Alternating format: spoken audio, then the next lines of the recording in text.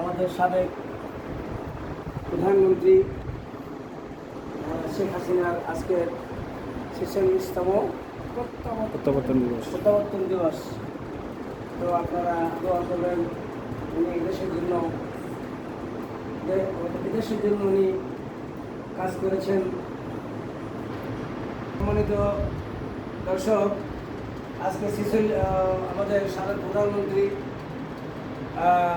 মোহাম্মদ শেখ হাসিনা 46তম দেশ প্রত্যাবর্তন। তো আমরা ওনার জন্য দোয়া করব। উনি দেশের জন্য অনেক কাজ করেছেন, আবার যেন দেশের সন্তান দেশে এসে আবার যেন দেশের সেবা করতে পারে সেজন্য দোয়া করবেন। আমিন। মহিউদ্দিন বাচ্চু সাহেব, ওনার পক্ষ থেকে আজকে আপনাদের কাছে দোয়া চাওয়া হয়েছে। বিগত প্যানেলে যে সমস্ত মন্ত্রী, যে সমস্ত এমপি এবং যারা দেশের জন্য কাজ করেছেন, যারা দুষ্কৃতী মানুষের মধ্যে তো আছেই বা থাকে, তারপরেও তারা যেন আবার দেশের জন্য কাজ করতে পারেন। এদেশের বর্তমান প্রধানমন্ত্রী সহ সবাই যেন মিলেমিশে দেশ পরিচালনা করতে পারেন, সেই জন্য আপনারা দোয়া করবেন। উনি আবার বিশেষ করে শেখ হাসিনা আবার যেন দেশে আসতে পারেন, সবার সাথে কাজ করতে পারেন। এই যে মহিউদ্দিন বাচ্চু মহোদয়ের পক্ষ থেকে আপনাদের দোয়া চাওয়া হয়েছে। আল্লাহুম্মা আমিন। ربنا ظلمنا أنفسنا وإن لم تغفر لنا وترحمنا لنكونن من الخاسرين. ربنا آتنا في الدنيا حسنة وفي الآخرة حسنة وقنا عذاب النار. رب العالمين। জি মরহুম শেখ মুজিবুর রহমান সাহেব, ওনার জন্ম না হলে হয়তোবা এদের স্বাধীন হতো না। আল্লাহ রাব্বুল আলামিন ওনারই কন্যা শেখ হাসিনা, ওনার 46তম দেশ প্রত্যাবর্তন উপলক্ষে আমরা আল্লাহ রাব্বুল আলামিন, আমরা আপনার হাবিবের শানে কয়েক মর্তবা দরুদ সালাম মিলাদ কিয়াম ইলমুল কোরআন মুহিবিয়া দ্বীনি মাদ্রাসার পক্ষ থেকে আল্লাহ আমরা মিলাদ কিয়াম দরুদ সালাম করেছি। আল্লাহ এর সমস্ত সওয়াবগুলি যারা মহিউদ্দিন বাচ্চু এবং আরও যারা যারা ওনার সাথে রয়েছেন তাদের সকলের পক্ষ থেকে আশ্রম আয়োজনটুকু আল্লাহ আপনি কবুল করুন। আমিন। হুজুর পাক সাল্লাল্লাহু আলাইহি ওয়াসাল্লামের রওজা মুবারকে পৌঁছে দেন। আমিন।